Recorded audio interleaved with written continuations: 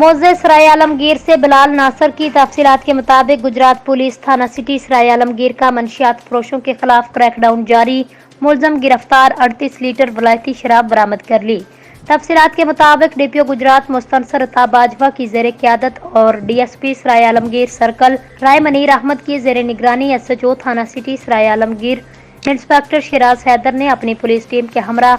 خصوصی کارروائی کرتے ہوئے ملزم مسمئی ایڈیسن عرف اعجاز مسیح ولد جاوید اقبال مسیح قوم عیسائی سکنہ راجڑ کلاں سرائے عالمگیر کو گرفتار کر کے 38 لیٹر ولائتی شراب برآمد کر کے مقدمہ درج کر لیا۔